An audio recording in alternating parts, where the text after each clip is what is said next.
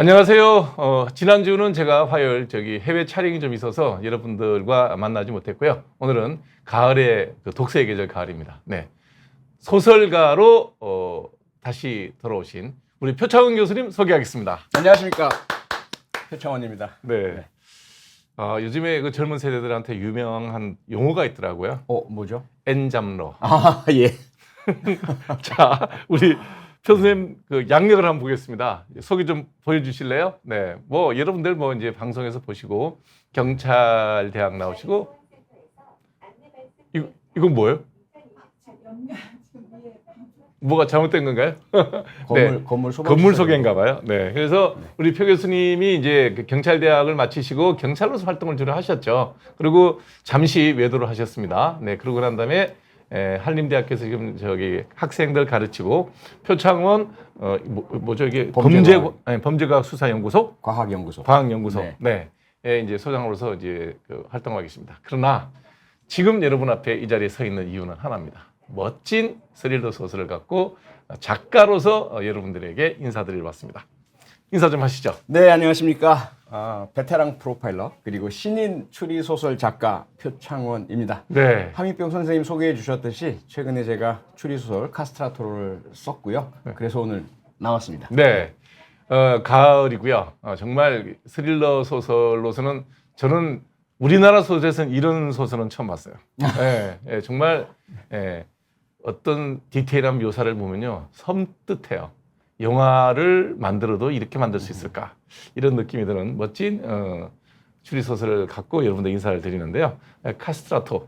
이게 우리 의학 용어는 캐스트라이제이션 그래갖고 거세라는 얘기거든요. 그렇죠. 예. 어떤 내용인가요? 말씀 주신 것처럼 캐스트레이션, 사실은 동물에 대한 가축에 대한 거세로부터 시작이 되었지만 역사는 사실 꽤 오래됐습니다. 사람에 대한 거세를 한 것도요.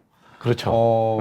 이 책의 제목인 카스트라토는 중세 유럽에서 로마 교황청이 여성이 오페라 무대에 서지 못하도록 함으로써 남성들이 여성의 음역대를 커버해야 됐었기 때문에 소프라노를 해야 되죠. 그렇죠. 네. 그래서 변성기 오기 전에 미성의 높은 음을 낼 수 있는 남성 청소년 가수들을 거세를 시켰죠. 네. 그래서 그들을 카스트라토라고 부르기 시작을 했는데 이 책에 나옵니다. 네. 한국의 카스트라토라고 주장하는 가수가 공연을 하는데 그 공연장에 여자 화장실에서 공연이 끝날 때쯤 비명이 터져 나오고요. 네. 그게 시작이 되죠. 네. 그런데 이제 내용은 사실은 성범죄에 대한 좀 미온적인 처벌 여기에 대해서 사적 제재가 가해지고 뭐 이런 내용입니다.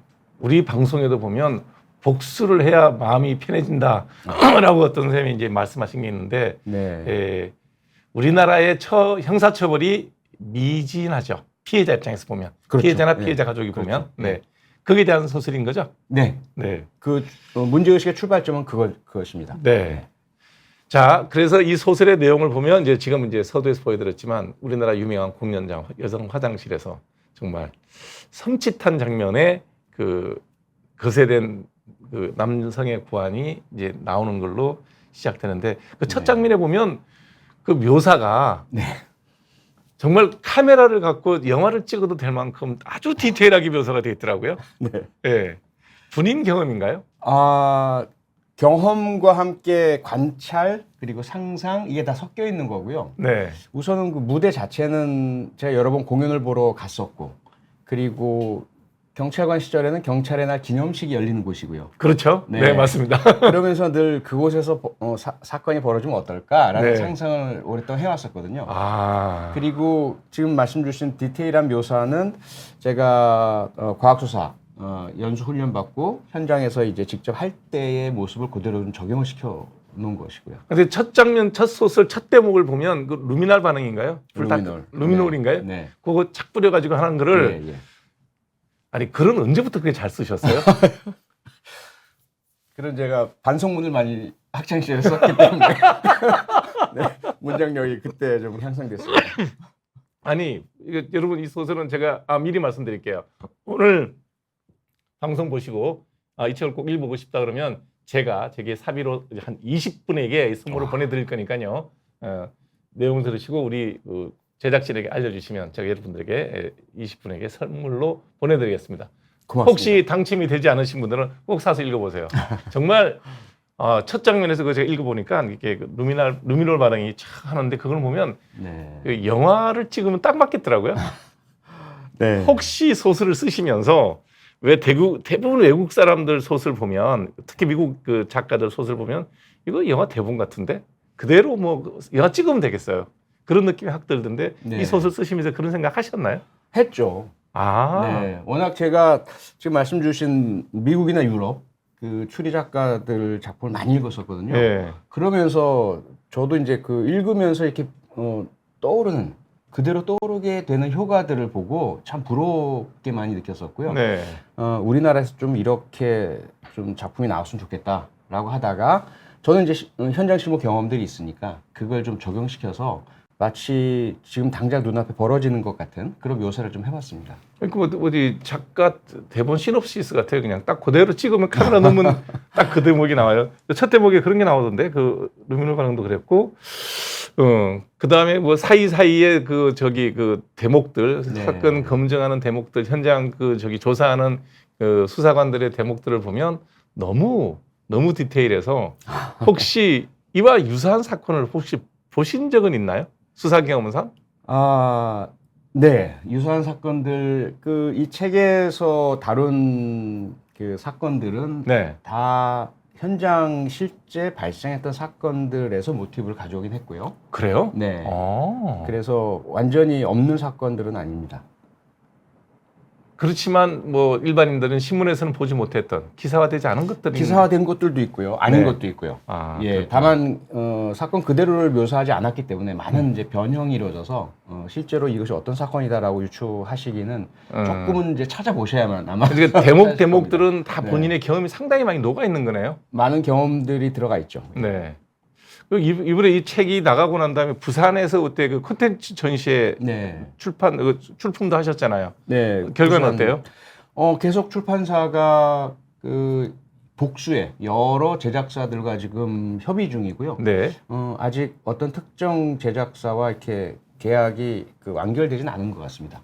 그러면 저기는요. 외국 사람들도 오지 않아요? 그런데 콘텐츠 할 때? 네, 부산 국제영화제였고요. 네. 그 부설로 매년 열리는 아시아 컨텐츠 마켓이었기 때문에 네. 우리가 잘 아는 그 OTT 국제적인 다국적 기업 이런 곳에서도 왔었고요. 네. 그것과도 얘기는 있다라고 출판사에서 얘기를 해주시더라고요. 근데 제가 직접 한 것이 아니라 출판사에서 하고 계시기 때문에 정확하게 어떤 곳에서 지금 이야기가 오고 가는지 저는 정확히는 모릅니다. 그게 뭐라 그러지? 영어로 번역해서 나가는 거. 네네. 그런 거는 준비 안 해요? 그 부분도 사실 제가 쓰면서도 염두에 뒀고요. 네. 그래서 주인공 이름도 네. 영어로 번역해도 상당히 쉽게 이렇게 다가설 수 있는 이름을 썼고요. 이름이 뭐였더라? 참 기억이 안 나네. 이맥. 맞다. 이맥. 예. 우리말로 이맥인데 그 영어로 하면 맥리가 되죠. 맥리가 되니까 MC 쓰면 되겠네요. 그렇죠. 상당히 뭐 그런 부분도 아직 또 고려를 했는데 번역이 이루어지리라고 기대하고 있습니다. 다만 시간은 좀 걸리겠죠. 근데 번역이라 그러면 어떻게 되나요? 우리가 해야 되나요? 아니면 외국에서 번역 출판을 요청을 하면 판본을 넘겨주는 건가요? 그 두 쪽 다 이루어질 수 있고요. 지금 우리가 뭐 노벨 문학상도 탄 나라고요. 우리 정부에서도 번역 지원을 상당히 예산 투입을 해서 하고 있거든요. 그래서 그렇게 해서 우리가 먼저 번역을 해서 외국 출판사에 뭐 국제 도서전 이런 걸 출품하는 그런 방식도 있고요. 네. 반대로 이 미스터리 추리 분야는 우리나라보다는 유럽이나 미국 시장이 훨씬 크거든요. 시장이 크죠. 그쪽에서 이제 전 세계의 작품들을 이렇게 스카우터 다니듯이 이렇게 서칭을 하고 다녀서 그쪽에서 먼저 와서 번역하겠다. 이 판권을 사가는 이런 경우도 있습니다. 저도 이제 추리 소설 중에 재밌어 하는 장르 중에 하나가 추리 소설이기 때문에 외국에 변호사분들도 많이 쓰셨고 그렇죠. 그런 게 많잖아요. 근데 그런 책에서 읽어보지 못했던 경험하지 못했던 주제잖아요, 이게. 이 책을 준비하시는데 상당히 오랜 기간이 걸렸다고 들었는데 10년이 걸렸습니다. 2014년에 처음 제목은 그때 정했고요. 처음부터? 네. 그러면 성범죄에 대해서 이렇게 수사를 하시면서 본인이 사적 분노를 많이 느끼신 거 아니에요? 그랬었죠. 그죠? 특히 제가 일선 형사로 있을 때는 성범죄가 친고죄였거든요. 아, 그때는 그랬죠, 맞아요. 네. 예. 그래서 피해자가 처벌 불원서를 내고 합의를 봐주면 아무리 악독한 성범죄자도 처벌할 수 없었던. 그러니까 뭐 형사적으로 뭐 부상이 있거나 뭐 사망하지 않았다 그러면 그냥 단순 강간죄는 친고죄였죠. 네. 예, 그렇죠. 강간치상이나 이런 것들은 아니었지만. 네. 그러다 보니까 그 가해자들은 주로 피해자가 처벌해 주세요라고 해도 찾아가서 가족들에게 회유하고 그렇죠. 뭐 협박하고 맞아요. 결과적으로 합의를 받아오는 일들을 제가 직접 겪었었기 때문에 네. 이거 도대체 말이 안 된다. 어떻게 될까 하면서 그 당시부터 사실은 그런 범죄자들을 쫓아다니면서 밤에 가서 몰래 네. 좀 사적 제재를 할까? 그런 이제 생각을 했었었죠. 그게 친고죄에서 그냥 일반 형사죄로 바뀐 지가 얼마나 됐죠? 얼마 되지 않았습니다. 2000년대 중반에 와서 이제 바뀌었죠. 네. 네. 인지하면 무조건 수사해야 되는 거죠. 합의해도. 그렇죠. 네. 네. 아. 피해자가 뭐 처벌하지 원치 않습니다라고 해도 이제는 수사를 해야 합니다. 네. 그때도 좀 그게 막 그 법을 만들어가는 과정 중에 이제 사회 분위기가 바뀌긴 했었는데 네. 어떤 역할을 하신 게 있나요? 그 당시에는 제가 교수로서 네. 의견 제시하고 글 네. 쓰고 뭐 그런 역할들을 간접적으로 했었죠. 그래서 이제 결론은 저기였구나. 본인이 수사 당시에 느꼈던 그런 그 어떤 부조리함에 대한 분노가 있었군요. 그게 출발점이었습니다. 네. 여기 첫 페이지죠. 네. 9번째 페이지인데 이거 잠깐 올려봐 주실래요? 앞쪽. 네, 앞부분에 한 쌍의 알을 둘러싸고 있는 주름진 피부. 그 특유의 모양은 신체에서 분리되어 있는 지금 이 상황에서 그 어떤 것보다도 공포스러운 분위기를 자아내고 있다. 이런 표현이라는 거는 실제로 이렇게 손상된 시신에서 보고 느낀 거겠죠? 네. 아무래도 그런 느낌들, 감정들 네. 느껴봤었기 때문에 조금 이제 입장은 바꾸지만 그런 묘사를 좀 해봤습니다. 네. 10년을 준비하셨다면 그 사이에 10년 사이에 많은 그 엔잡러의 본능에 맞게끔 여러 가지 일들을 하셨는데 정치하시다가 이제 정치를 그만두셨잖아요. 자발적으로 그만두신 거 아니에요? 네. 본인이 원했으면 뭐 더 할 수도 있었겠죠? 그건 모르겠지만요. 네. 네. 그거를 그만두고 난 다음에 집필에만 주로 시간을 쓰셨나요? 집필에만 전념할 수는 없었고요. 네. 먹고 살아야 되니까. 네. 이렇게 벌이가 될 수 있는 곳이라면 방송, 강의 뭐 쫓아다니고 네. 하고 그랬죠. 네. 무슨 일이든 했습니다. 그래서 엔잡러가 됐죠. 그 중에서 제일 만족스러운 게 역시 소설가? 네. 네. 이 소설이 이제 첫 번째 소설론 처음이죠.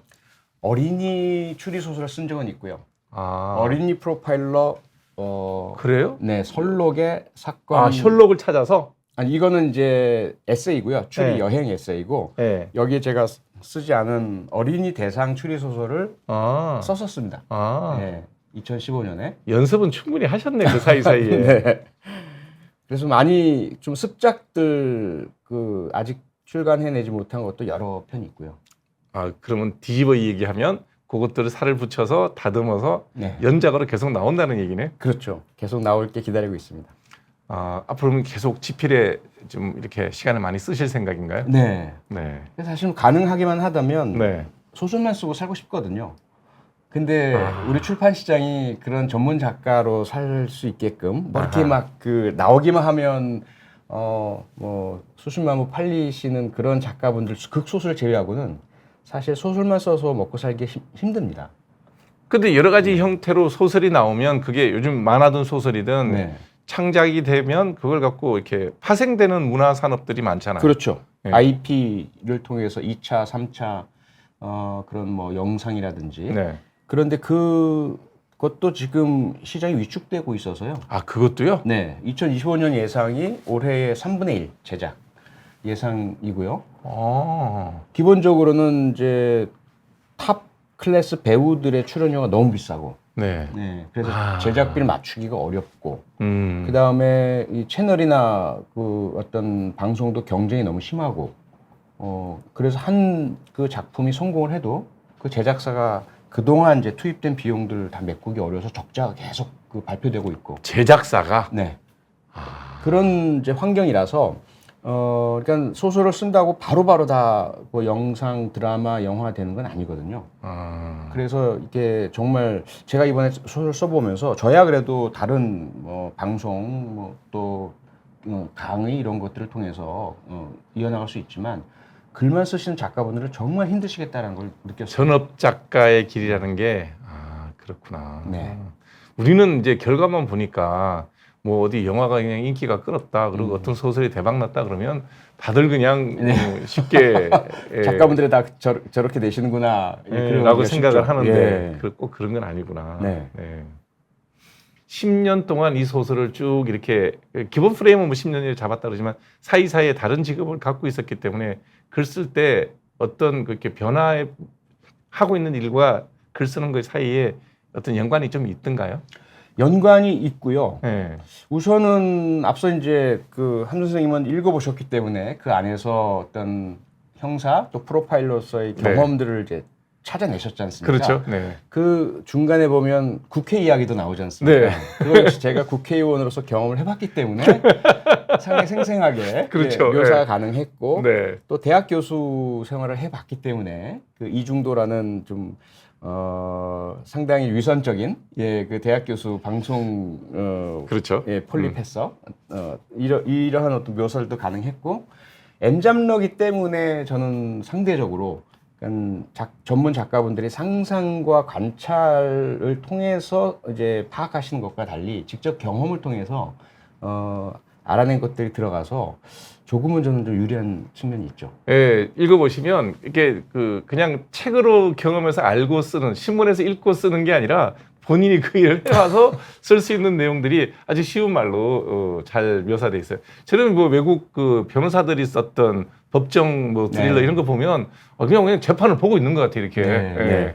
지금 여기 가면 여러분들이 그 이맥이라는 그 수사관이 하고 있는 수사 과정들을 보시면 여러분들이 그 뒤에 카메라 들고 따라다니는 느낌이에요.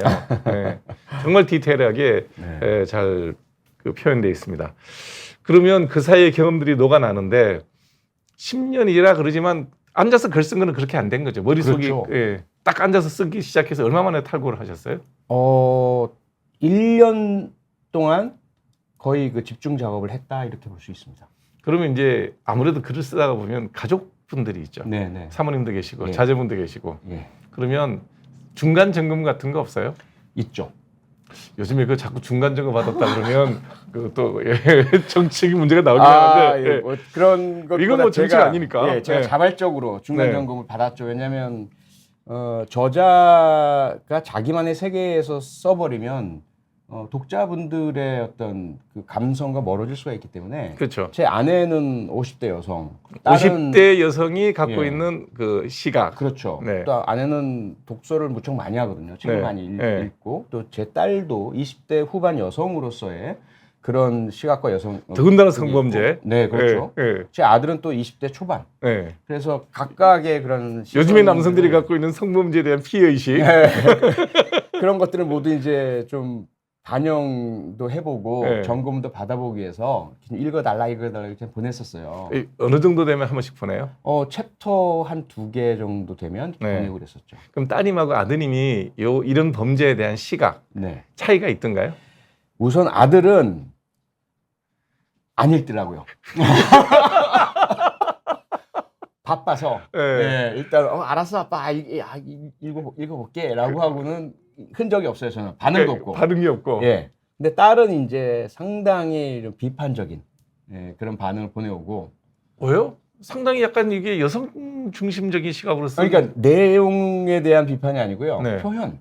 아빠의 표현. 너무 아재스럽다 뭐 이런 거 있잖아요. 또 너무 그 오래된 그런 감성의 느낌이 난다. 그러면 출판은 이제 따님 의견이 반영됐을 거 아니에요? 반영됐죠. 그 바꾼 대목이 어떤 게 있나요? 뺀 게 많죠. 특히 똑같구나. 제가 이제 공들여서 이 주인공 이맥의 어린 시절, 그 어린이 시절의 로맨스를 막 이렇게 묘사했거든요. 제가 초등학교 시절, 국민학교 시절에 겪었던 것을. 그때는 국민학교야, 맞아요. 이렇게 막 해서 근데 딸아이는 그게 너무 유치하대요. 그래서 이제 뭉텅 덜어내고. 통편집을 당하셨네요? 네. 그러면 느낌이 어때요? 그러니까 조금 이제 항변도 했죠. 네. 야, 그럼 너 혼자 개인적 주관적인 거 아니냐? 네. 아니라는 거예요. 자기들 세대는 다르대. 세대에서 느낄 때 아마 그럴 거다. 네. 자기가 이제 그 개인적인 생각을 이야기한 것이 아니다. 근데 제 아내도 그 맞장구를 치는 거예요. 그래서 그런 부분들은 제가 많이 덜어냈고. 그러면 우리가 그 황순원의 소나기에서 느꼈던 그런 감칠맛 그러니까. 나는 내용이 네. 통편집이 되고 우리 그렇죠, 모르는 그렇죠, 그렇죠. 그러니까 바로 그 황순의 소나기 같은 그 어떤 효과를 기대했는데 남자들은 다 있거든요. 그게. 그쵸. 여자들은 황순원의 소나기에 대해서 우리 같이 생각 안 하더라고. 그러니까 말이에요. 네. 네. 남성 독자분들이 참 서운하시겠다. 그러면 네. 그렇게 편집을 당하기도 하고 그다음에 이런 거를 좀 부가로 넣으면 어떨까라는 얘기도 하시던가요? 그런 얘기도 좀 있었죠. 네. 예, 그래서 특히 이제 그런 그 피해자적 관점, 네. 예, 그리고 그런 여성이 복수를 하려고 할 때 어떠한 느낌일지, 저로서는 그냥 관찰과 상상만 있는 부분이니까. 아, 피해 여성은 또 다르지. 네, 네. 그런 부분들은 도움을 많이 받았죠. 네. 이게 이제 여기서 수사관 주인공 이맥이에요, 맞아요. 맥자가 그게 우리말로도 의미가 있죠. 네. 어떤 의미가 있죠? 우선 이맥 자체가 실존했던 그 연산군 시절에 네. 아주 그 절개에 높고 강직했던 선비의 이름이었고요. 아, 그래요? 예. 아. 그래서 왕한테도 간언을 하다가 연산군 때? 예. 밉보여서 귀양 갖고 목숨은 건졌습니다. 네, 그랬던 그 선비 이름이 이맥이었고요. 그분은 어떻게 하셨어요? 우리가 모르잖아요. 일반적으로 공부해 갖고는. 일단 여러 이름을 사실은 주인공 이름을 장명할 했었어요. 때 예, 성도 강씨도 써봤고 뭐 박씨도 써봤고. 표시를 하지 그랬어요. 그건 너무 간지러워서 안 되고요. 네. 저희는 워낙 소수고 딱 그렇죠. 너무 표가 드러나죠. 나니까. 네, 맞아요. 그러다가 이제 왠지 모르게 이맥이라는, 거기다 또 지금 질문 주셨던 그 부분이 좀 스포가 되기 때문에 자세히 말씀을 못 드리는데. 그러니까 그 정도까지만. 네, 의미가 있는 이름이잖아요. 그렇죠. 그래서 그 이름을 일단 정해놓고 이 이름이 혹시라도 우리 조선시대에 있지 않았을까? 거꾸로 찾으셨구나. 거꾸로 찾아봤어요. 네. 그럼 실록에서 찾았나요? 예. 그러니까 굉장히 유명한 분은 아니잖아요. 교과서에 실린. 아주 유명한 교과서에 실리는 분은 아니죠. 그때 연산군 때 참수를 당했으면 교과서에 실렸겠죠. 그렇죠. 네. 그러면 이제 이맥이 그 수사할 때 보면 상관하고도 많이 부딪혀요. 네. 그렇습니다. 그걸 보면서 느끼는 게 이거 자기 얘기인데. 그런데 내 개인의 경험이나 이런 게 많이 투사가 될 수밖에 없죠. 그럴 수밖에 없죠. 네. 최대한 그걸 줄이려고. 소설이니까요. 네. 이게 전기나 뭐 일기가 아니고요. 그래서 최대한 객관화시키려고 노력은 하지만 어쩔 수 없이 제가 겪었던 거, 느꼈던 거, 생각했던 거, 하고 싶었지만 못했던 거, 이런 것들이 많이 들어가 있죠. 그러니까 이게 3인칭 관찰자 시점에서 쓰긴 쓰지만 어떤 의미에서 보면 약간 1인칭적인 그 내용이 주인공을 통해서 많이 나타나더라고요. 그래서 정말 우리나라 수사 관행에 대해서 불만이 많으셨구나 하는 생각도 들기도 했어요. 그렇죠. 본인이 일선 그 수사관으로 활동할 때와 지금 우리나라 경찰 수사하는 거랑 비교해 보면 어때요? 와, 정말 너무 감사하게도 많이 발전했죠. 정말 발전했고요. 특히 물론 기술적인 것도 많이 발전을 했지만 그 시스템과 분위기가, 제가 형사 생활할 때는 정말, 이제는 말할 수 있지만 그때는 이야기하지 않았지만은 막 위에서 압력 청탁 막 들어오고 그랬었어요. 수사 과정 중에? 예. 가서 범인 입건해오면 뭐 그 범죄자들 개개인이 힘 있는 사람도 있지만 그렇지 않은 사람들이 대부분일 테지만 한두 달이 건너면 다 친척, 인척, 뭐 그렇죠. 국회의원도 있고 뭐 있을 거 아니겠습니까? 그러면 연락하면 꼭 위로, 위 과장님, 서장님, 그것도 안 되면은 위 뭐 지방경찰청장 뭐 이렇게 연락을 해가지고 내리꽂혀오고 그런 일들이 많았었어요. 그럼 어떻게 대처를 하나요, 그때는? 저는 그때 그냥 사건 들고 도망가요. 도망간다는 게 무슨 얘기예요? 그냥 연락 다 끊어버리고, 그때는 뭐 휴대전화도 없고 없으니까 그냥 그 사건 서류 다 쳐가지고 검찰한테 그냥 보내버리죠. 아.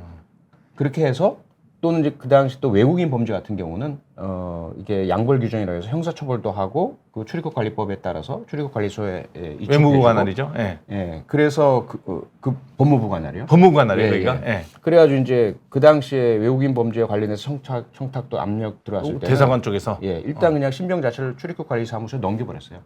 그러면 이제 그걸 어떻게 할 수가 없으니까 두 기관이 걸쳐 있는 거니까. 뭐 나를 죽이든 살리든 나는 할 거 다 했다. 예. 예. 그래서 이제 저는 상당히 그 어떤 인사고과 이런 건 거의 늘 바닥이었고, 다만 뭐 그렇게 하더라도 그 신분의 불이익은 못 주거든요. 그렇죠. 그 공무원 사회가 네. 그거 하나 그래도 좋은 것 좋죠. 같아요. 예. 그 인사의 어떤 불이익은 줘도 네. 그 자리를 어떻게 그렇죠. 그 부당하게 내쫓지는 않으니까. 신분은 보장되니까. 예. 네. 공무원의 신분 보장은 또 그런 대목에 있어서는 철밥통을 만들어놔야 네, 맞습니다. 절대로 또 그런 외부의 네. 부당한 위협에서 또 빠져나올 수가 있죠. 자, 그런데 이 소설을 시작을 하게 된 계기는 수사기관에서 시작을 했지만 네. 결말은 또 묘하게 옆으로 새잖아요. 예. To be continued인가요? 그렇죠. 이 한 편에서 완결되는 것이 아니고요. 네. 예. 그렇게 하려면 이제 초반에 뿌려놨던 그런 여러 미끼들 다 네. 거두어서 네. 예, 결말 그 답을 보여드렸어야 되는데 그렇게 하지 않고 다음 편을 넘겼죠. 네. 그래서 다음 후속 편에서 이 카스트라토에서 끝맺지 못한 사연들, 연결고리들은 다 다시 등장을 하게 됩니다. 그러면 이렇게 책을 쓰기 시작하면 1년에 한 권 내야 되는 거 아시죠? 네, 알고 있습니다. 요즘 그 두 번째는 많이 진행되고 있나요? 계속 쓰고 있습니다. 네. 네. 그럼 1년에 하나면 우리 표 교수님 지금 연세가 뭐 연세라고 요즘엔 청년이니까 61죠. 지금 제가 66년생이니까요. 아직 58. 아직 예, 환갑이 아직 안 됐네. 됐습니다. 네. 한 15년은 부려먹어도 되겠다. 소설가로. 네. 아니, 왜 그러냐면 우리나라의 그 추리 소설 보면 누구죠? 그 김성종. 김성종 네. 선생님이 썼던 여명의 눈동자. 눈동자 뭐 이게 이제 제5열. 제5열 맞아요. 네. 그 정도가 인상에 남는 추리 소설이고 우리가 유별나게 추리 소설이 없어요, 우리나라가. 그러니까요. 그다음에 이제 이회수 선생님이 그 쓰셨던 추리 소설이 있나요, 이해 선생님이? 그러니까 추리라고 해야 될까, 스릴러라고 해야 될까, 들깨라든지 그 마지막에 이제 괴물이라는 이제 추리 소설을 쓰셨는데. 네. 그건 이제 저한테 개인적으로 보내주셨어요. 그러셨구나. 예, 그러셨었는데 그렇다고 해도 추리만 쓰신 분은 아니죠. 네. 예, 다른 영리사 활동이 워낙 많았으니까. 그러다 보니까 추리 작가라고 이제 기억하는 분들이 많지는 않으시고, 그다음에 지금 우리나라에 한국 추리 작가 협회가 있어요. 있어요. 예, 그 협회에서 상당히 많은 작가분들 계시고 또 서미애 작가라는 분은 이제 한국 추리의 여왕이라고 알려져 있는데 마니아층도 많고. 그런데 일반 우리 한국 추리 독자층 바깥에는 알려져 있지 않죠. 딱 거기 한정돼 있는. 네. 근데 그런 아쉬움이 좀 있습니다. 그러면 추리 작가 협회에 등록하셨습니까?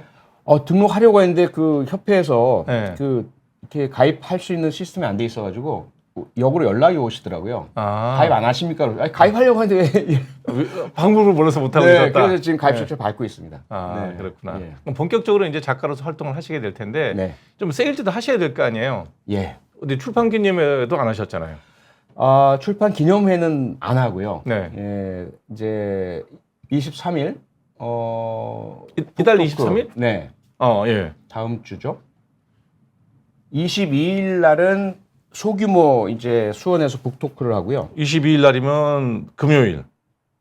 22일이 목요일 아닌가요? 22일이 금요일이에요. 금요일인가요? 21일이 목요일이에요. 예. 그리고 23일 날은 영등포에서 네. 한 200분 참가하는 네. 대형 북토크를 합니다. 그런 거 좀 하셔야 돼요. 이제 예. 방송할 때 맨날 그 프로파일러만 아니라 이제 작가로서 이미지 변신하시려면 네. 그런 걸 좀 하셔야 되는데 이번에 이제 본격적으로 본인이 이제 작가의 길로 들어섰으니까 장르는 네. 다르지만 한강 선생님이 어찌됐든 그 노벨 문학상이라고 하는 네. 아시아에서는 한 서너 번째 되죠. 인도, 일본 뭐 이렇게 되면 그렇죠. 네. 그렇게 알고 있습니다. 네. 느낌은 뭐 무조건 박수인데 그 소설의 내용을 가지고 이제 여기 또 이제 우리 사회의 가장 첨예한 접점인 네. 이념 갈등이 네. 거기에 또 이제 잣대로 들어오더라고요. 어떻게 생각하세요? 저는 작가와 작품은 그 자체로 존중해 줘야 한다고 생각을 하고요. 네. 다만 모든 작품은 작가의 손을 떠나는 순간 작가 것이 아니다.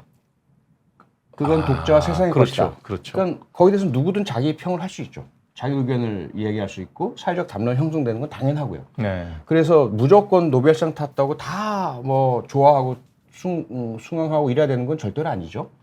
다만 자기가 다르다고 해서 그 작가와 작품까지 폄하하고 끌어내리려는 것은 저는 문학에 대한 올바른 태도는 아니라고 생각을 합니다.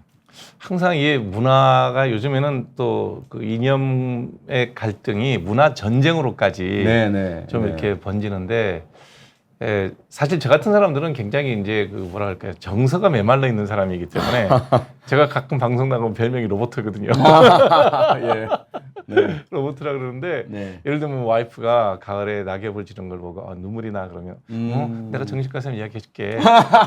이딴 말을 해가지고 이제 화를 부르는 네네. 그런 스타일이라서 예. 소설에서 막 눈물이 나고 감동을 느끼는 게 사실 별로 없어요. 그냥 네. 있는 대로 읽어버리거든요. 네네. 그래서 왜 제가 추리 소설을 좋아하는지 몰라요. 그거는 그대로 읽으면 재밌어요. 그렇죠. 이게 어떤 것도 뭐 그게 대입할 게 없어. 그냥 내가 수사관이 되고 피해자가 맞습니다. 되고 막 네. 이렇게 되니까 몰입이 쉽게 되는 그런 건데 예. 앞으로도 계속 그러면 이런 장르 쪽으로만 계속 파실 거예요? 아니면 좀 왔다 갔다 폭을 넓히실 거예요? 꿈은 네. 그러니까 추리를 넘어서 소설이란 것은 한 사람의 그 인생 선언이라고 저는 생각을 하거든요. 네. 한 작가의 그러니까 살아온 생 전반에 보고 듣고 느끼고 생각한 것들을 하나의 스토리와 또 인물들을 통해서 세상에 내놓는 것이라고 생각하기 때문에 한강 작가도 그 얘기는 했었어요. 그렇죠. 네, 거의 모든 네, 소설가가 그럴 거예요. 네.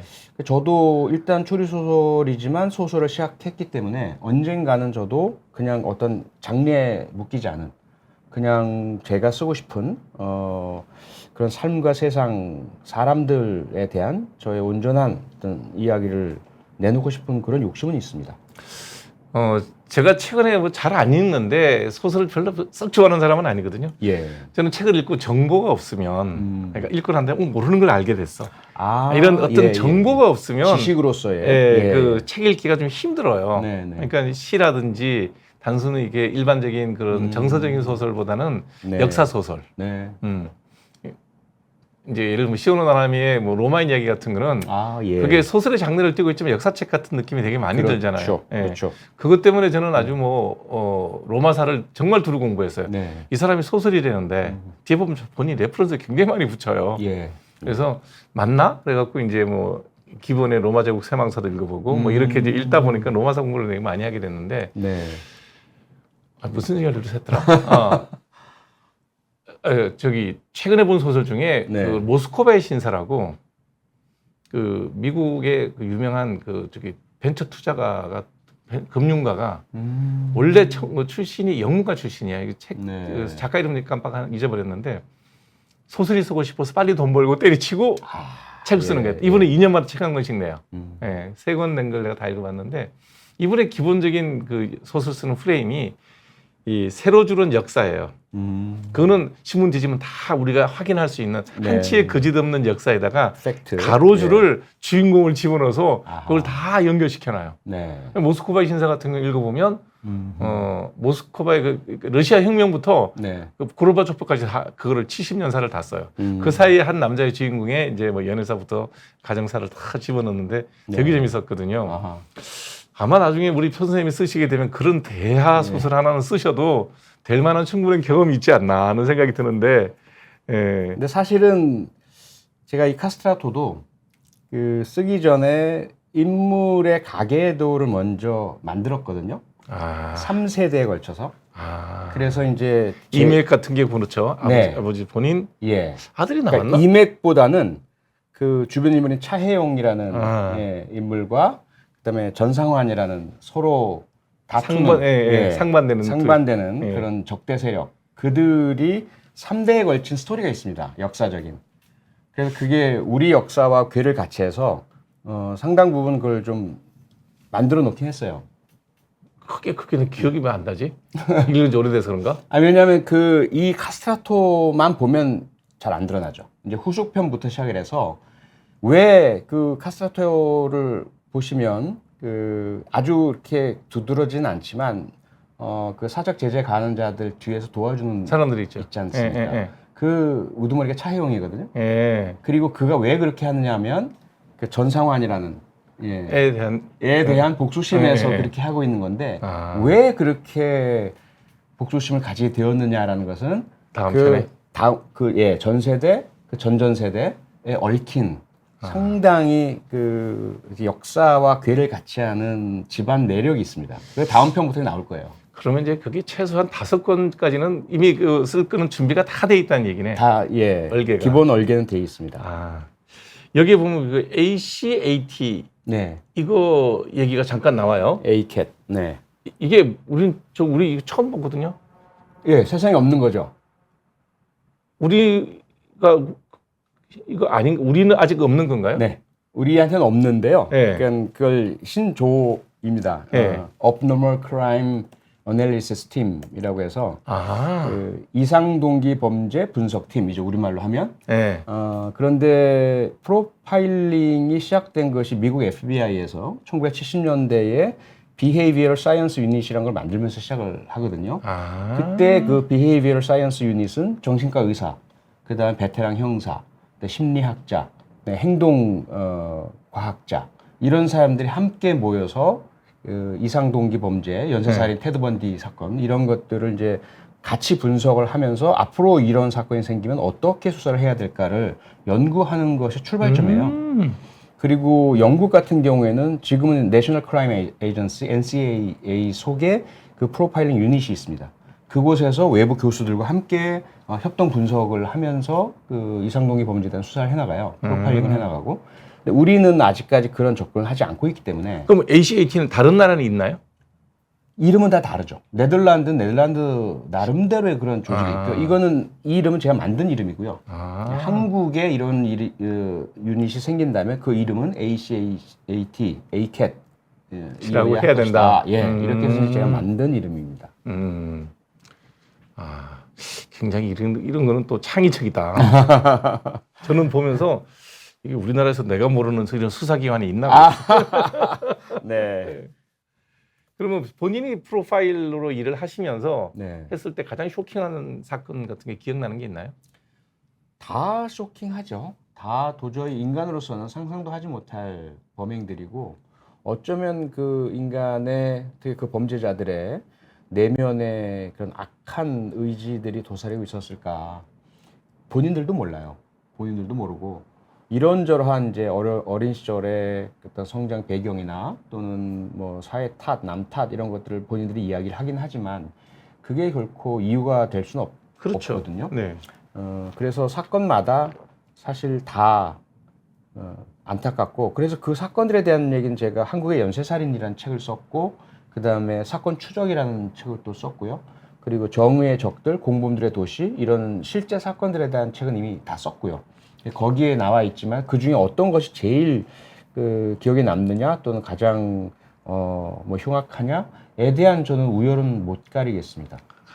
그 모든 일들이 다 네. 모든 살인 사건 자체가 다 그렇죠. 그렇죠. 특히나 피해자 입장에서는 또 유가족 입장에서는 세상에 있어서는 안 될 너무나 끔찍하고 충격적인 사건이지 어떤 다른 사건보다 더하다 덜하다 이렇게 절대로 이야기할 수 없는 부분이죠. 그래도 뭐 이제 옛날에 그 우리나라 살인 사건의 그 시신은 뭐 300쪽 막 이렇게 했던 거죠. 뭐 유영철 뭐 이런 거 보면 네. 우린 기사를 접하니까 오원춘 오원춘 사건 그런 거 보면 그래도 사형은 안 시키잖아요. 네. 1997년 이후 전혀 사형 집행을 하지 않기 때문에 우리는 그 실질적 사형 폐지 국가로 분류돼요. 이런 얘기하면 또 정치적 논란이 생기긴 하지만 제가 김영삼 대통령의 가장 큰 업적 중에 하나가 업적이라고 좀 그렇게 하다. 대통령으로서의 책무를 다한 마지막 책무가 사형수 열 몇 명인가 20몇 명을 본인이 임기 마지막 날 집행을 해요. 마지막에 마지막에. 나는 그게 대통령으로서 그분이 이제 기독교 장로인데 교리에는 어긋나는 일일 거라고요 분명히. 그래서 그거를 한 나라의 지도자로서 해야 될 일이다 생각하고 집행을 한 거에 대해서는 저는 뭐 해야 될 일을 했다라고 생각을 하는데 그 뒤로는 사형 집행을 안 해요. 그렇죠. 그게 마지막이었죠. 네. 어떻게 생각하세요? 사형제에 대해서. 뭐 이 내용을 보면 뭐 당연히 찬성하실 거라고 저는 보는데. 일단 저는 사형 제도 자체는 제가 여러 논문 등을 통해서 가석방 없는 종신형으로 변경되어야 한다라고 주장을 해오고 있고 그렇게 생각을 하고 있고요. 다만 현재 우리가 사형이라는 형벌을 형법 속에 가지고 있다면, 그리고 실제 법원에서 선고를 내렸다면 집행을 해야 한다라고 저는 생각을 합니다. 하지만 지금 1997년 이후로 전혀 집행을 하지 않고 있는 이 상황에서는 법을 바꾸는 것이 솔직하고 용기 있는 일이다라고 이제 생각을 하죠. 그러면 개인적으로는 감형 없는 종신형. 네. 그러나 현재 우리나라 형사소송법상 사형 제도가 있고 네. 선고가 내려지고 사형 선고받은 사람이 있다면 그런 집행하는 것이 법의 정신에 맞다는 거죠. 네. 그러면 그걸 안 하고 지나간 대통령들이나 법무장관들은 직무를 유기했다고까지 폄하해도 괜찮을까요? 실제 직무유기라고 제가 글도 썼고 이야기도 여러 차례 했습니다. 반대로 그러면 사형 제도를 찬성하는 국민이 다수인 상황에 이런 걸 눈치 보고 현재 상황에 맞게끔 법을 바꾸지 않은 국회의원도 직무유기를 하고 있다라고 얘기해도 될까요? 그렇죠. 본인들의 생각과 주장이 저처럼 사형 제도를 폐지해야 된다라고 하면서 실제 움직이지 않고 행동하지 않는다면 그건 비겁한 거죠. 네. 그러면 다 그 사람들이 우리나라에서는 선출직이에요. 네. 다수의 국민들이 이런 흉악 살인범에 대해서는 사형을 집행해야 된다는 것을 국민 여론조사하면 70% 이상 나오거든요. 그렇죠. 네. 네. 그럼에도 불구하고 이렇게 무책임하고 무능하고 책임 회피하고 어떤 변화도 노력하지 않으면서 눈치만 살살 보는 선출된 권력들을 뽑는 것도 국민이잖아요. 이거 그렇죠. 어떻게 하면 좋아요? 그걸 어떻게 해야 될까요? 근데 그 상황만 있는 게 아니다 보니까. 그러니까 그 상황만 경제, 먹거리 뭐 다양하게 있지만 네. 저는 정말 이런 일이 벌어질 때마다 이렇게 어떤 신문에서 이렇게 흉측한 사건이 벌어질 때마다 네. 이거를 어쩌야 되나? 근데 제가 제일 충격적으로 생각했던 게 뭐냐면 어떤 살인범이 초범을 하고 징역을 한 10년인가 이렇게 살고 나왔어요. 네. 6개월도 안 돼갖고 수락산에 어떤 산책 나가는 아주머니를 네. 아무 이유 없이 쫓아가서 살인을 해요. 살해했죠. 예. 네. 예. 이게 사법살인 아닌가? 그렇죠. 실제로 미국의 캘리포니아 주에서 그 주 연방 대법원이 사형 판결을 위헌이라고 결정을 내렸어요. 캘리포니아에서. 예. 그건 좀 진보적인 주니까. 예. 네. 그래서 그 당시에 이제 사형 대기수들이죠. 선고를 받고 대기하던 자들에 대해서 일부는 종신형으로 변경이 되고 일부는 석방을 해버렸어요. 충분한 게 기간 동안 오래 있었으니까. 그렇죠. 그래서 그 26명인가가 석방이 됐는데 그 중에 7, 8명이 또 살인을 저지릅니다. 그 경우는 지금 함 선생님 말씀처럼 주 정부가 실제로 살인을 하도록 만든 그런 책임이 있다라고 봐야 되겠죠. 그렇잖아요. 예, 그런 무책임한 결정을 어떻게 그렇게 내릴 수 있느냐. 그래서 그런 부분들을 생각을 한다면 모든 살인범 다 사형한다는 건 말이 안 되는 거고요. 그거는 아니죠. 예. 선별을 해서 네. 도저히 사회에 나와서는 안 될 사람은 사형이 아니라면 못 나오도록 해야죠. 네. 끝까지. 어쨌건. 네. 그런데 조두순도 12년 만에 나왔죠. 그 다음에 김길태는 8년 만에 나와서 또 14살 여중생을 살해했단 말이죠. 이런 일들이 계속 반복되어 온 것은 이건 뭐 입법, 사법, 행정 모두의 책임이라고 봐야죠. 사법부는 법대로만 선고를 해야 되니까 좀 그렇다고 치더라도 집행을 해야 될 법무부, 그다음에 법을 만들어야 될 국회가 아무 일도 하지 않고 그저 눈치만 보고 4년 임기 지나고 5년 임기 지나면 또 넘어가고 또 넘어가는 게 안타까운 현실인데 그렇죠. 이거를 그러니까 저는 현장 일선에 있으면서 그런 현상들을 목도하면서 너무 화가 났던 것은 뭐냐면 실제로 강력범죄 피해를 입는 대다수, 아주 극히 소수를 제외하고는 힘없는 시민들이거든요. 그렇죠. 그러니까 뭐 저도 국회의원을 했었지만 국회의원이라든지 또 행정부의 장차관 또는 사법부에 계시는 분들, 이분들로서는 본인이나 본인 가족이 그런 대상이 되리라고는 상상도 안 하고 있는 거죠. 그러다 보니까 그 문제는 그렇게 중요한 것이 아니고 그래서 그냥 넘어가고 혹은 어느 정도 뭐 법의 관용 뭐 이런 것들을 베풀려고 하고 그 결과는 또다시 그들이 나와서 다른 사람에 대한 위해를 가하고 그러면 그때 피해 입는 피해자들은 영문도 모른 채. 저 사람은 그렇죠. 사실은 영원히 가도 놔야 될 사람인데 그런 행정부와 입법부의 직무유기로 인해서 다시 나와서 결국 내 가족을 해쳤다. 이런 것들을 만약에 알게 된다면 얼마나 화가 나시고 분노하실까요? 그런 것들을 뭔가 좀 현장 중심에, 시민 중심에, 특히 약자 중심에 이 어떤 그 정치와 행정과 뭐 입법, 사법이 이루어져야만 된다고 생각합니다. 저도 항상 느끼는 게 과연 이제 대개 법 쪽에 있는 분들, 경찰, 검찰, 판사, 뭐 다들 저도 이제 아는 친구들도 있고 그러니까 물어보면 사형제도를 집행하기는 어렵다. 하나같이 이게 똑같은 얘기를 해요. 감형 없는 종신형. 그럼 그 법을 만드는 때는 그거는 여야가 그렇게 뭐 이데올로기적, 이념적으로 다툴 일이 아니잖아요. 그렇죠. 근데 그 일부에서는 사형제도를 어쨌든 변경하는 것이 폐지라고 일컬어지기 때문에 거기에 자기 이름을 걸고 나서기 싫다. 라면서 그런 법 변화에 반대하고요. 다른 한쪽에서는 가석방 없는이라는 조치를 그런 그 전제를 붙이는 것은 실질적으로 사형제 폐지가 아니다. 라고 하면서 또 망설이고 있고요. 그래서 합의가 되지 않고 있는 상황인 거죠. 말장난 아닌가요? 말장난이죠. 실제 그 당장 거리에서 그 법 변화에 영향을 받을 만한 시민들 입장에서는 말장난인데 본인들은 아니라고, 그건 상당히 중요한 차이라고, 가치의 차이다, 방향성의 차이다라고 이야기를 하죠. 일단 그러면 저기 행정부의 대통령이 되면 집행을 할 수 있잖아요. 그렇죠. 그럼 그건 왜 안 하죠? 법무부 장관부터 그렇죠. 네. 장관만 사인하면 집행되는 거 아니에요? 기억하시겠지만 2012년 대선 당시에 한 후보가 대통령이 되면 사형 집행을 하겠다라고 공약을 내세웠었습니다. 아, 그랬나요? 네. 그때 제가 공식적으로 저 사람 절대로 집행 못한다 라고 제가 글을 올렸어요. 네. 왜냐? 그건 결국 2012년이 누구지? 빨리 찾아봐야 돼. 누구예요? 누구? 기억이 안 나네. 그때 박근혜 대통령 후보였죠. 아, 그랬나요? 네. 그 당시 제가 그 국정원의 여론조작 대선 개입 의혹 사건 때문에 교수직을 버리고 나왔기 때문에 선명히 기억을 하고 있는 거예요. 당시 제가 범죄학자로 또 경찰학자 입장에서 봤을 때 김영삼 대통령 이후에 전혀 집행을 하지 않은 상태에서 10년 이상 본인이 집권해서 사형 집행을 한다는 건 엄청난 정치적 부담이 되거든요. 역사의 기록이 한 줄 남는 거죠. 그런데 그런 용기가 있나? 저는 용기가 없다고 봤어요. 그래서 절대로 집행 못한다. 저건 용기가 필요한 일인가요? 용기가 필요한 일이죠. 법을 집행했는데 그 왜 용기가 필요하죠? 그런 자신의 이름이 그렇게 남는다는 것에 대해서 감당할 용기가 필요하죠. 근데 그런 용기가 없는 거죠. 용기가 있었다면 자기가 한 약속은 지켰겠죠. 근데 지키지 않았죠. 그 용기 빼놓고 뭐가 있을까요?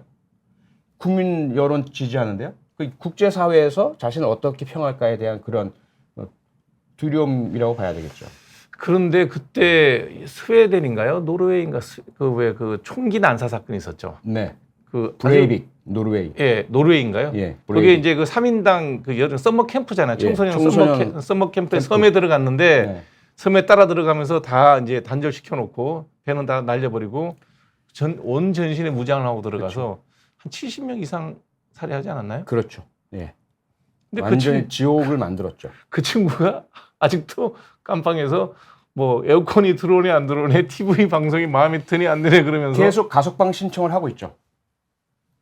그런데 계속 가석방 허가를 하지 않고 있긴 하지만 그 당시에 그 재판정에서 판결을 내릴 때도 그리고 수상 이야기 할 때도 그렇고 노르웨이의 정신은 어떤 누구도 배제하지 않는 것이다. 그는 우리들에게 총을 난사했지만 우리는 그를 우리의 일원으로 여전히 생각한다. 이런 어떤 발표를 했었죠. 그건 노르웨이가 가지고 있는 그 사회의 포용성과 그 사회의 철학이고 그 사회의 합의인 거죠. 그건 뭐 그 바깥에 있는 사람이 뭐라고 할 수 있는 건 아니라고 생각하고요. 부럽게 봐야 되나요? 어떻게 관점이 저는 저건 너무하다라는 생각이 들더라고요. 그렇죠. 그건 뭐 누구든지 그런 의견을 가질 수 있죠. 다만 저는 그것이 무엇이든지 간에 일본은 사형 집행을 하고 있고 미국의 텍사스주나 루이지애나주, 플로리다주는 사형 집행을 하고 있습니다. 그건 그들 나름의 사회적 합의이죠. 세상이 뭐라고 하든 유엔이 뭐라고 하든 그다음에 유럽연합 같은 경우는 그 EU 자체가 사형제 폐지를 위해 전 세계에 홍보를 하고 있습니다. 그렇게 이야기를 하건 말건 미국의 그 주에서는 또 일본에서 사형 집행을 하는 것이거든요. 그건 그들의 사회적 합의고 그들의 결정인 거죠. 그러니까 우리는 사회적 합의는 되어 있잖아. 사형제 집행하자고. 우리는 어떠한 방향성도 용기 있게 채택하고 있지 않은 거죠. 이것도 아니고 저것도 아닌 거예요. 법으로는 사형을 형법에 두고 있으면서 집행은 하지 않고 네. 눈치 보고 있고 네. 그러면서 폐지도 하지 않고 있고 네. 어정쩡한 직무유기 상태가 지금 수십 년째 계속되고 있는 거죠. 그러니까 집행하는 권력을 가진 사람의 직무유기 혹은 직무태만이라고 볼 수밖에 없겠네요. 현재 행정부는 그렇고요. 네. 그다음에 사형 지금 어정쩡한 상태의 가장 큰 문제는 그 사형 대기수들의 신분도 불완전하다는 거예요. 아, 그래요? 그들은 사형을 대기하고 있는 사람이지 그렇죠. 형을 살고 있는 사람이 아니거든요. 네. 그러니까 그들에 대해서 노역을 하는 것도 아예 불가능했었어요. 근데 하도 문제가 되니까 중간에 그 사형 대기수가 자살하기도 하고 아무것도 안 하고 있다라는 비판도 제기가 되니까 노역을 실시할 수 있다라고 개정은 되긴 했지만 여전히 그들은 실제로는 사형을 기다리고 있는 사람이지 징역형을 사는 사람이 아니란 말이에요. 그 행형에 문제가 생기는 거죠. 그러니까 이런 어정쩡한 상태 기다리는 사이에 보직은 꽃보직이네요. 그런 거죠. 그러니까 뭐 회사로 치자면 아무런 일도 없이 월급을 따박따박 받는 네. 그런 역할을 실제로 뭐 집행이 안 되고 있으니까 뭐 나는 여기서 그냥 편안하게 밥이나 먹고 시간 가면 뭐 어떻게 되겠구나 이런 생각을 할 거 아니에요. 거기다 빨간 딱 명찰 붙이고 난 사형수야 이러고 다니면 누구도 안 건드리고 아무도 안 건드린다고 하더라고요. 그런 이제 상황이 되는 거죠. 참. 그 교도관들도 그들에 대해서는 말이 잘 안 먹히는 거죠. 열애죠, 뭐. 네. 그래서 교도관들에 대해서 뭐 욕을 하기도 하고 괴롭히기도 하고. 그러니까 전반적인 그 현장에서 발생하는 문제들에 대해서 그 정책 결정자나 입법자들은 관심이 없다는 거죠. 답답하다. 그죠? 답답하죠. 네. 근데 왜 그 국회에 그래도 4년을 했잖아요. 예. 4년 있는 동안에 이런 법에 대해서 이렇게 목소리 높여서 얘기할 기회는 없었나요? 주장을 하거나 법안을 내거나? 제가 법사에 있을 때 주로 그러한 그 부분들, 행형, 그다음에 교정, 특히 뭐 보호 관찰 이런 영역에 대해서 계속 이야기하고 법안도 제출했지만 그 이야기는 아예 관심조차 받지 못했어요. 왜냐하면 정쟁 단계였고 법사위는 정쟁의 전투장, 제1선 전투장이었기 때문에 법사위가 우리나라의 원내에서 상원꼴이지 않나요? 그 길을 그렇죠. 통과해 법안이 올라간다며요. 예. 그런데 이런 문제는 네. 국민들의 합의나 여야의 합의가 아주 쉬운 거지 않나요? 어느 누구의 이해관계도 아니고 범죄에 대한 어떤 처벌과 양형 그렇죠. 뭐 이런 기준이기 때문에 네. 논쟁이 될 여지가 별로 없을 것 같은데. 논쟁이 되더라도 방향성의 차이도 있고 뭐 생각의 차이도 있을 수는 있겠죠. 하지만 그것을 토론의 장으로 끌어들여서 주고받고 이론에 대해서 정리도 하고 타협하고 이러다 보면 안을 내놓고 변화를 향해 나아갈 수는 있죠. 근데 그런 시작조차 하지 않는다니까요. 그 자체를 사치스럽게 생각을 해요. 사치라고요? 예. 왜냐하면 우리가 볼 때는 지금 정쟁하고 있는 게 사치인데. 그렇죠. 근데 그들은 왜냐하면 그게 거의 뭐 정치적인 생명, 집단적인 목숨이 걸린 일이라고 생각하고 권력을 뺏기느냐, 빼앗느냐 이 자체가 가장 중요하고 모든 것들을 결정한다고 생각을 하고 있기 때문에 그런 절체절명의 권력을 뺏기거나 빼앗는 그 전투장에서 다른 이야기 한다? 사형제 얘기하고 소년범에 대한 교정 재범 감소 효과를 이야기하고 피해자 보호를 얘기하고 교도소의 어떤 수용 능력의 개선을 이야기하고 무슨 얘기하고 있냐는 거예요, 자꾸. 논점이 전쟁에 가 있어, 전투에 가 있어야 되는데 거기에서 벗어나 있는 이런 사치라고 보는군요. 그렇죠. 두 번 못 하시겠다? 못하죠. 그건 정치권만이 아니라 네. 정치에 관심 있는 시민들도 마찬가지예요. 제가 이제 그런 이야기하면 문자 폭탄이 날라와요. 너 지금 무슨 지금 그 한가한 얘기 할 때가 있냐? 한가한 얘기 하고 있냐? 지금 전쟁 중인데. 그래서 더 이상 저는 정치하고는 안 맞는구나. 생각하는 거죠. 야, 정말.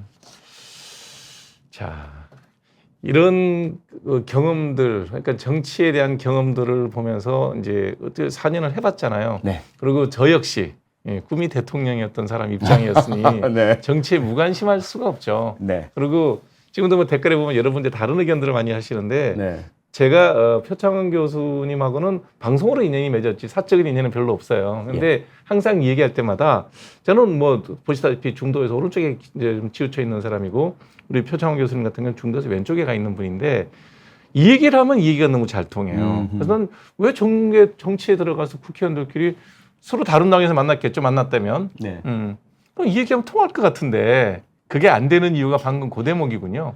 그러니까 정당 간의 어떤 정쟁 부분을 빼면 제가 다른 당 의원님들하고 얘기가 참 잘 통했습니다. 그러니까 그 위원회 말고 휴식 시간이라든지 혹은 서로 간에 관심 갖고 있는 중립적 사안에 대한 그런 이야기는 서로 참 잘 주고받고 했었어요. 다만 그게 정치의 장 내에서 이루어지지 못하고 당의 눈치를 봐야 하고 당의 어떤 그 기조를 벗어날 수가 없는 상황이다 보니까 그런 이제 정치적인 타협, 토론 이게 잘 안 이루어지더라고요.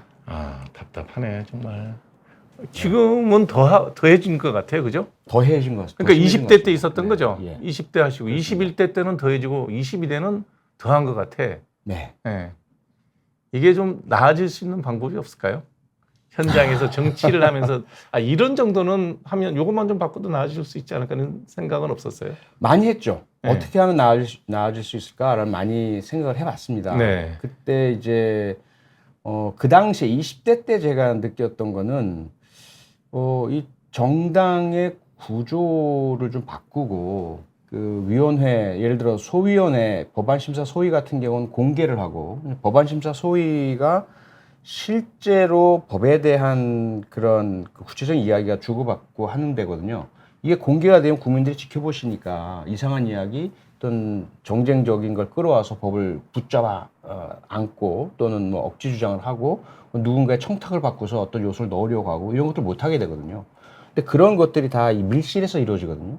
예결위 같은 경우 예결위 소위, 소소위, 소소소위 뭐 이렇게 얘기하면서 막판에 서로 그냥 쪽지 왔다 갔다 하고 탁이라고 이상하게 어디 막 갑자기 다리가 생기고 도로가 생기고 이래버리잖아요. 네. 그러니까 그런 밀실 정치가 없어지도록 해야 그런 정책 문제가 좀 해결이 되고 그 다음에 여전히 각 정당이 대단히 권위적이지 않습니까? 그래서 그 당 대표다 또는 무슨 뭐 여당이면 대통령이다 그냥 전원 다 그쪽에 충성을 하고 그 반대되는 이야기는 하지도 못하고 이러한 구조가 혁파되지 않으면 이건 해결 난망이다. 제가 가끔 그런 얘기를 하거든요. 한번 하고 그만둔다고 생각하고 하면 뭘 못해 그랬더니 야 너는 먹고 살만하니까 그만둬도 되지. 야 난 떨어지면 사람도 아니야. 이런 얘기를 하더라고요. 예. 난 그런 거 볼 때마다 정말 너무 안타깝다는 생각을 많이 하는데 제가 이게 여러분들 이게 뭐 여러분들 가끔 이런 얘기를 해요. 뭐 정치 얘기를 왜 하냐. 플라톤이 했나요? 유명한 얘기 있죠. 정치를 소홀히 하면 가장 저열한 인간들의 지배를 받는다. 그렇죠. 예, 네. 뭐 이런 얘기를 맞나요? 제가 기억하는 게. 네네. 그러니까 정치에 관심이 없으면 가장 자신보다 못한 자에 의해서 지배를 받는다는 그게 대화록인가 뭐 그게 대화의 편에 나온 것 같아요. 스승의 이름을 빌어서 그 얘기를 했는데 저는 늘 그 대목을 얘기합니다. 여러분들이 의료 TV에서 그 얘기 왜 하냐? 근데 뭐 원래 뭐 표창원 교수님 모시고 카스트라토 얘기를 좀 더 많이 하려고 그랬는데 그 얘기보다 하다 보면 결국 사형제 얘기가 안 나올 수 없고 이 소설의 소설에서도 그 얘기를 하잖아요. 그렇죠. 그 안에도 정치가 나오고. 그러니 또 정치 얘기가 나올 수밖에 없고 우리가 정치에 무관심하니 대통령을 뽑아도 사형제에 대해서 고민도 안 하고 국회의원으로 여러 번 바꿔도 그 문제에 대해서 어떻게 해결할 생각도 안 하고 그러니 정치에 무관심하면 또 다른 억울한 살인의 피해자 중범죄 피해자가 또 나온다. 이게 다 우리 국민들이 좀 이렇게 정치적 수준이 올라가면 그 얘기를 하는 국회의원을 또 뽑아줄 거 아니에요. 저 사람은 저렇게 열심히 하려고 그랬다. 이런 게 있어야 되는데 그런 게 없어서 참 안타깝습니다. 자, 그러면 원래 요 책 나온 지 1년 다 됐죠 벌써?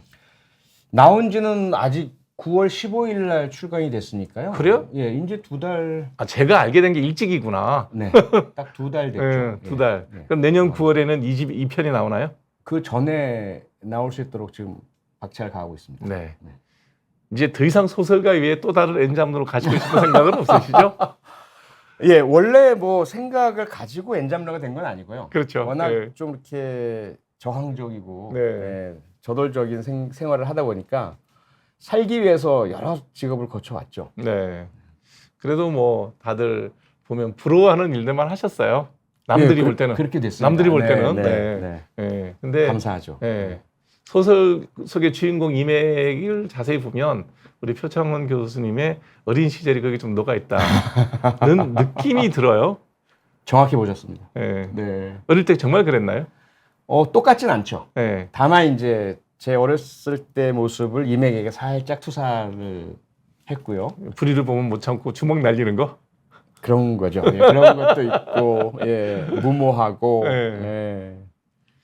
예, 아마 우리 표창원 교수가 그런 점이 있었기 때문에 정치도 했고, 네. 또 그런 점이 있었기 때문에 그 정치에 대해서 남들이 그렇게 좋아하는 재선 못해서 안달이고 삼선 못해서 안달인 그 좋은 꽃보직을 공천 주겠다는 것도 때리치고 나는 안 해. 그러고 또 뛰어나오는 용기도 있고, 그걸 보면 제가 부러운 게 늘 정치를 하고자 갈망을 했지만 현실에 매몰돼서 참여도 못 해보고 예, 결국은 옆에서 이렇게 지켜보는 사람으로 남게 된 저랑 비교해 보면 용감하다는 생각이 들어요. 아, 감사합니다. 네. 아니 그런 얘기 많이 듣지 않아요? 사회적으로 참 결단이나 행동하는 게 대해서 용감하다는 얘기 많이 듣지 않아요? 예, 뭐 결단력이 있다는 이야기는 뭐 국민학교 때부터 계속 제 그 생활기록부에 있었던 이야기이긴 하고요. 네. 근데 때로는 지나치다라는 이제 평가도 선생님들께서도 해주셨고, 네. 무모하다 이런 평가도 있고 친구들 사이에서도 그런 좀 과격하다 이런 이제 평가들도 있어 왔기 때문에 늘 좀 신중해지려고 너무 지나치게 용감해지지 않으려 노력은 하고 있습니다. 자녀가 둘인데 네. 아빠 닮은 사람이 딸이에요, 아들이에요? 딸입니다. 네. 네.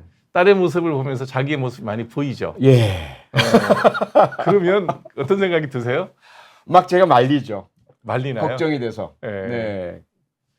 그래서 그런데도 불구하고 말려지진 않죠. 말려지지 않죠. 네. 네. 저도 애를 둘 키워보니까 딸이 저랑 똑같아요. 심지어 전 손주도 네. 봤어요. 오, 손주까지 네. 똑같아요.